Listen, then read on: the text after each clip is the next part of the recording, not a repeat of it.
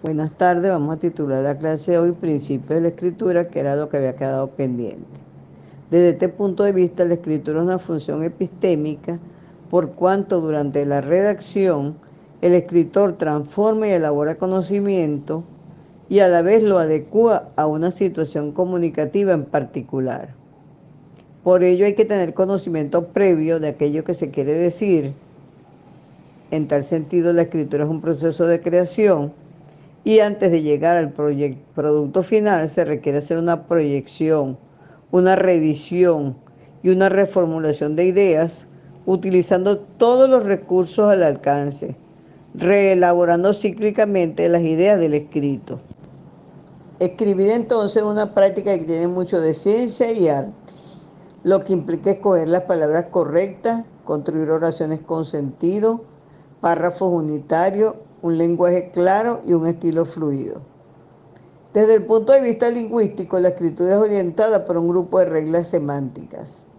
Asimismo, requiere del uso de estructuras formales y complejas de manera de lograr la finalidad comunicativa. La escritura también se encuentra estrechamente ligada a la capacidad de discriminar estructuras morfosintácticas, morfológicas, semánticas y léxicas.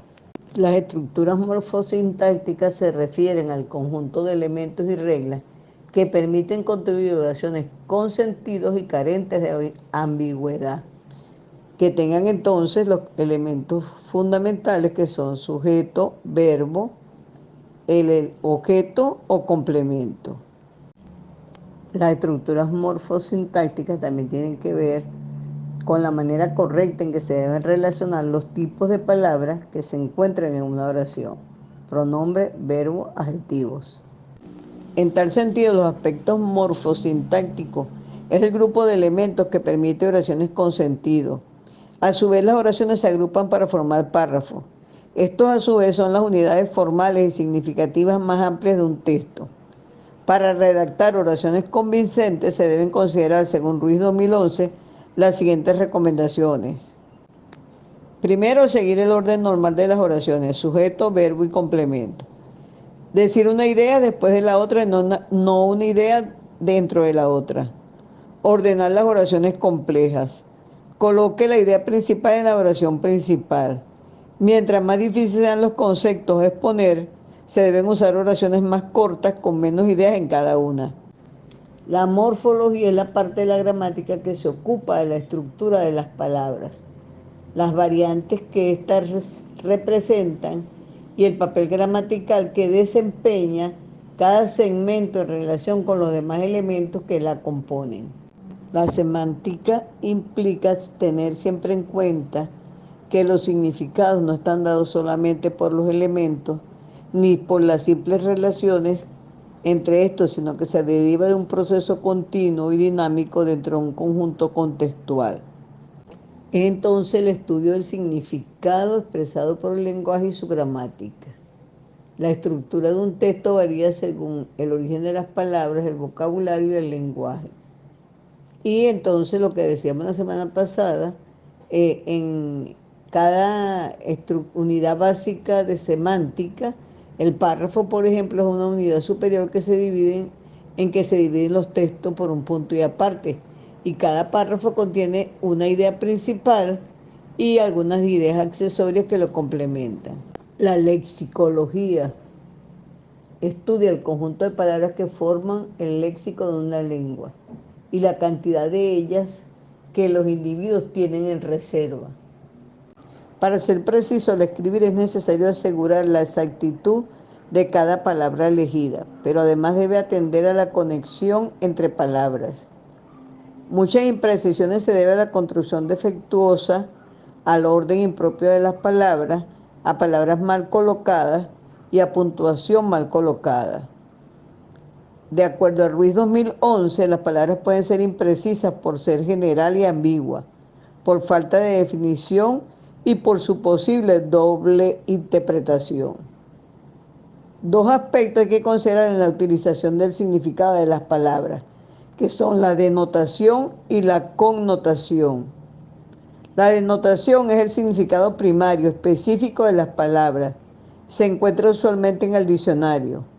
La connotación es el sentido secundario, asociado pero diferente a la denotación. Depende de la forma y el contexto en que se utilice. Esta connotación puede ser transitoria.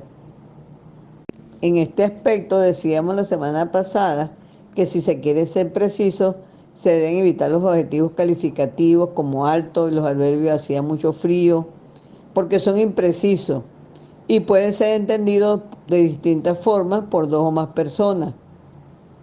El uso, por ejemplo, del pronombre una vez ayuda a la precisión porque simplifica, pero otras veces crea ambigüedad.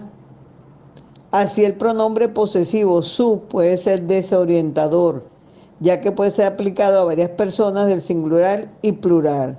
Eliminar las palabras innecesarias, cambiar de un nombre o adjetivo, por ejemplo, llegar a la conclusión por un verbo, muchas veces hace la construcción más concisa y conveniente. Concluye. Eliminar la palabrería introductoria, evitar las palabras sin sentido como etcétera, así como las repeticiones innecesarias. Todo esto son tics que deben considerarse al escribir. Por el contrario, utilizar palabras cotidianas, sencillas, se percibe como espontáneo, auténtico y sincero. Escribir con palabras sencillas tiene dos ventajas según Ruiz 2011.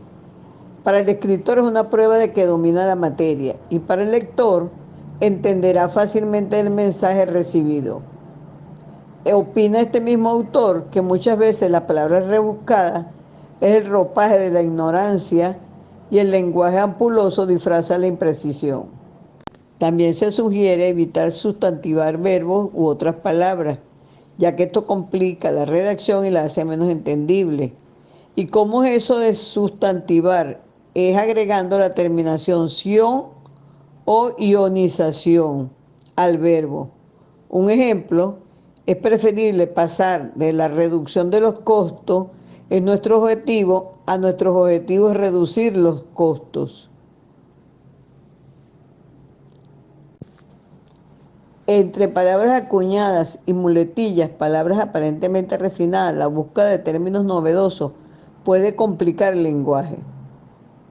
Kahn en 1998 lo llama la falsa elegancia y la dicción pretenciosa. Igualmente prefiere una palabra en español que una extranjera. La escritura es un sistema de codificación de signos que lleva un significado, que es un sentido y un significante, gracias al cual se manifiesta.